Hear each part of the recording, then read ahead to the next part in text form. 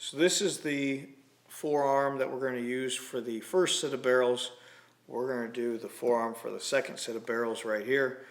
The client wants a semi-beaver tail forearm, so this is a target slash hunting kind of gun. We didn't go with a full beaver forearm because they're so wide, they get heavy. Since it's a more of a hunting gun, we're going with a semi-beaver tail. So the forearm itself is 9 inches long. The blank we have here is over 12 inches long. Looking at layout and all this, everyone's got different opinions. Everyone's got different ideas as to what looks good, what looks pretty. Right now, I'm just trying to get something that's strong and is going to match the other forearm and the buttstock pretty well. So what I've done, I know on this one I've got a number of very small knots, and I also have a little bit of sapwood. I want to get rid of all of that wood. So looking at this blank, before I even look at grain layout or anything, I know that I want to get rid of basically the front half of this blank, and I want to get below or get away from that sapwood. So knowing that my forearm's going to finish at 9 inches, I'm going to look for about 10 inches of good wood that I can use. So starting with the back side, 10 inches kind of takes me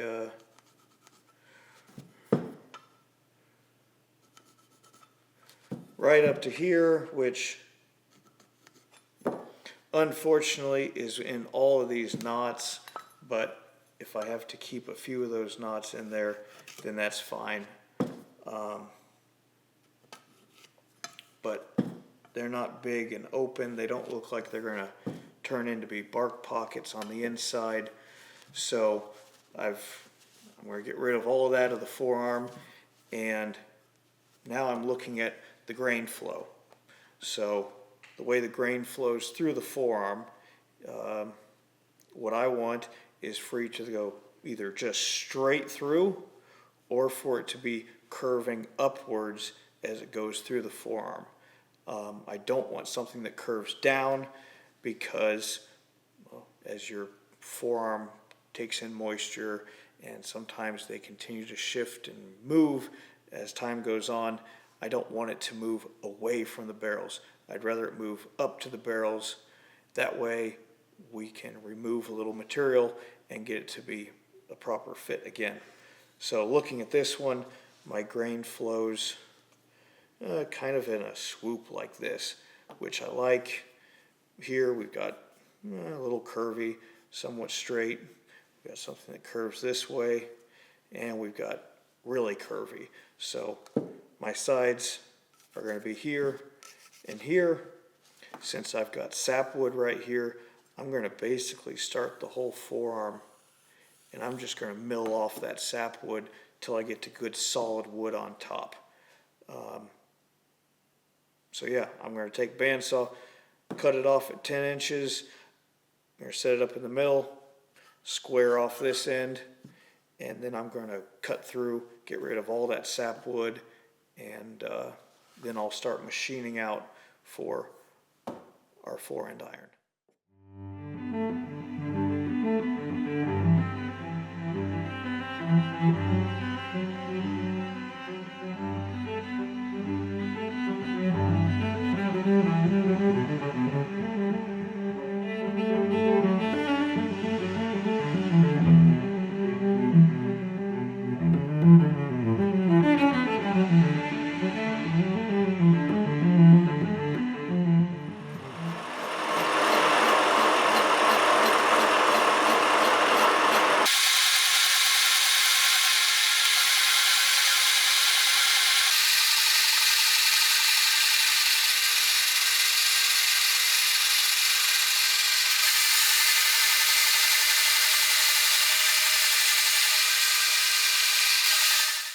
All right, so got the top flattened off. Now it's time to cut all the inletting for our forearm iron. Our width is 1/2 inch. I've got an end mill in there that cuts just a little under 1/2 inch, which is right where I want it to be. I've measured the length. On these, I always cut right at 4.5 inches in length. It's not 4.5 inches from the front to this rear surface, but it ends up being like 4.5 inches from the front surface down to the back of the curve, because you have a curved surface, not a flat surface. I do not mill in this surface. I've not found a good cutter to do it because it's not a true curve. On this other forearm wood, you can see we're just going to cut this, and we're going to cut it to a depth so we still have all the wood up here to turn this into a semi-beaver tail. So we're going to cut 850 thousandths deep, and we're going to cut 4.5 inches long right through the center. Alright, so we've flattened out the top, gotten rid of the sapwood. The tang measures 1/2 inch. We've got a cutter that's a little under 1/2 inch. We're going to go down eventually to 850 thousandths. We're going to go out to 4.5 inches. So we're going to go in, touch off, set our depth, set our zero, and start cutting.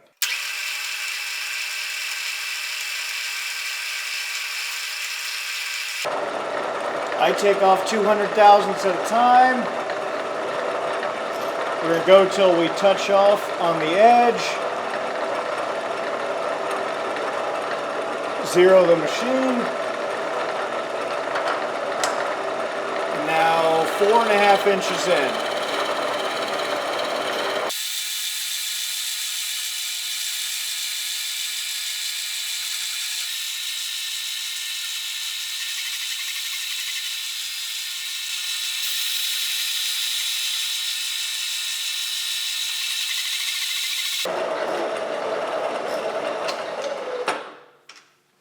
So I've machined out for my inletting, for my 4-end iron. What I'm going to do next is I'm going to just relieve a whole lot of wood on top. It's going to help me with my final inletting, or with my inletting. It helps the process go a little bit faster. There's some shops that will go from a semi-inlet for this. They'll use a pattern stock and duplicate it. I don't like doing that for 4-ends.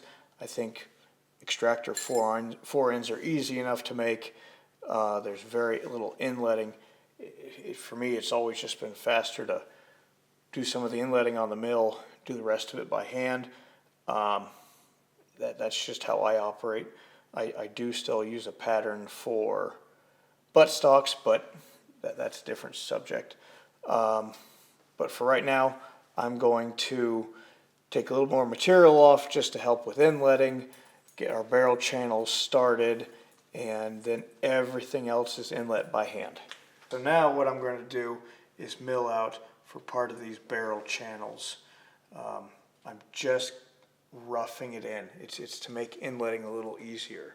So I've switched out my end mill to a ball end mill. I'm going to cut down about 350 thousandths, the full length on both sides, and then I'm going to start hand inletting.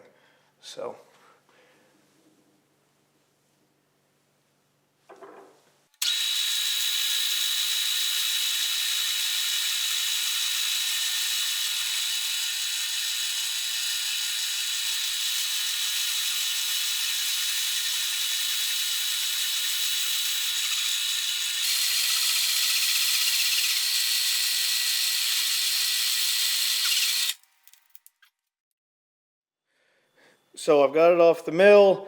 I've cleaned it up a little bit to get it closer to what we need it to be. We're going to inlet the iron and then go on from there. So this should be a fairly close fit, and I want it to be pretty close fit, solely for the fact that we're going to be taking this in and out of the wood quite a few times when fitting everything up and doing the whole finishing process. So I want this to be a fairly tight fit, but we shouldn't have to use a hammer in order to get it together. So I've just got scrapers. We're just scraping, adding a little bit of the draft angle, and look at that, we're almost there. A little bit more up top.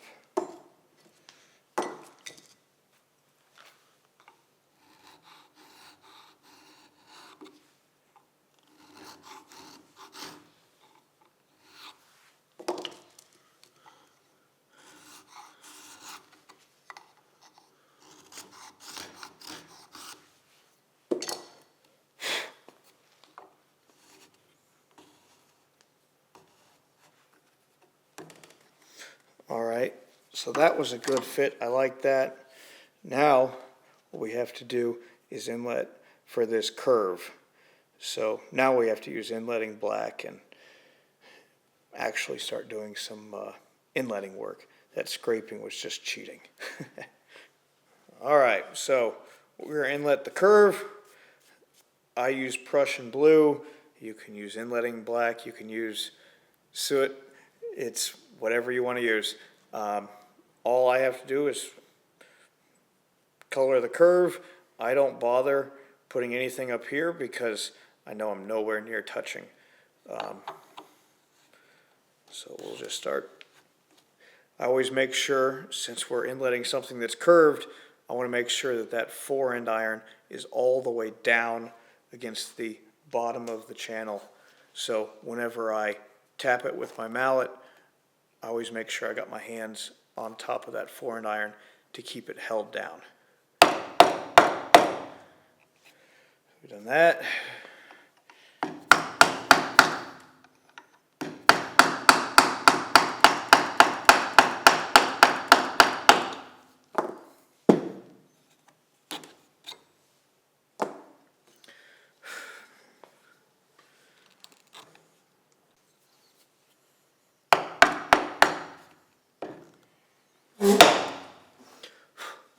The key to getting good quality inletting, other than your sharp chisels, is consistency.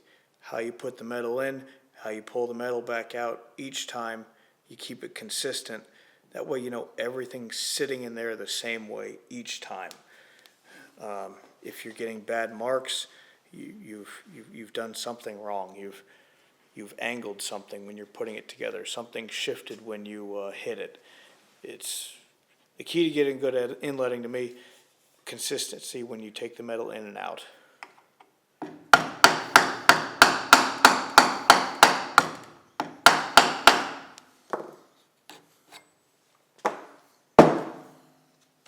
Wherever we're getting contact is where we remove the material. So I'm getting contact right here and right here.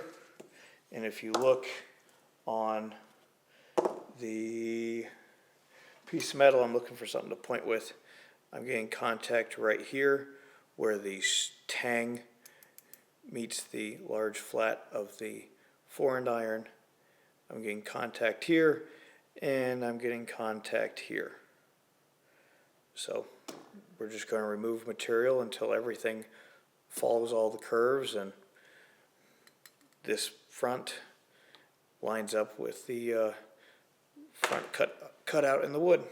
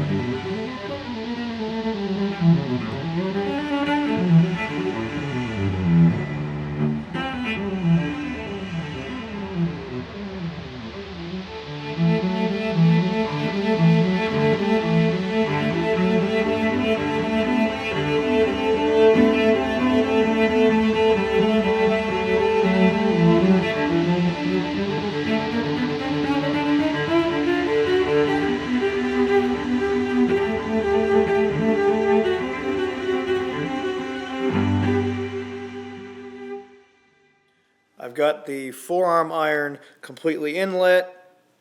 It's all right where it needs to be.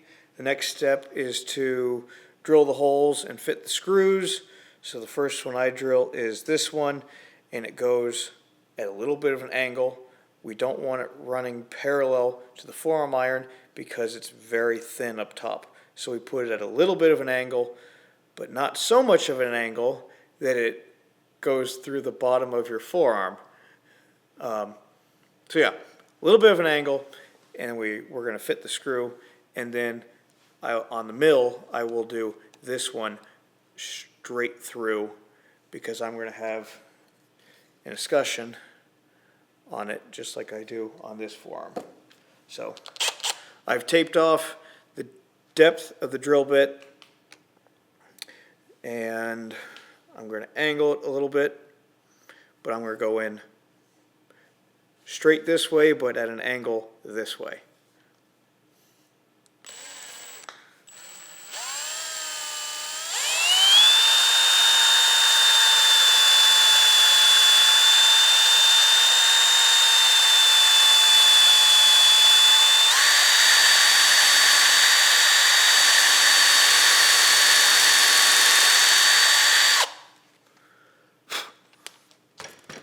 Whenever I fit screws, I always heat the screw up and I put beeswax on it. It's something I learned from another stock maker several years ago, another stock maker in the guild actually. Heat the screw up, put some beeswax on it that helps you drive the screw in, so you're less likely to break the screw. We just heat the screw up a little bit. I got some beeswax over here. It's pretty cheap to buy. And then we just drive the screw in, and it's a whole lot easier because it's got some beeswax on it. And it'll be easier to take the screw back out when we do that for, I don't know, the 100 times we have to take the screw out for building this gun.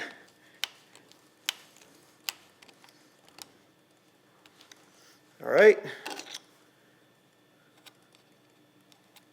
that screws in there.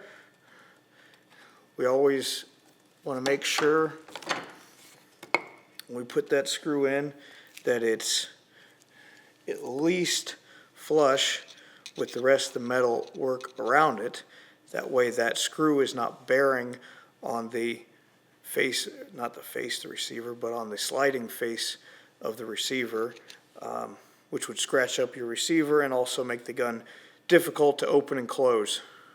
So we always make sure that that screw is at least flush, if not a little bit deeper. Now we're going to drill this hole. I'm going to drill it all the way through. It's not for wood threads. This is going to be for metal threads that go into an escutcheon. So I've lined the hole up. We're going to drill straight through the wood all the way to the other side.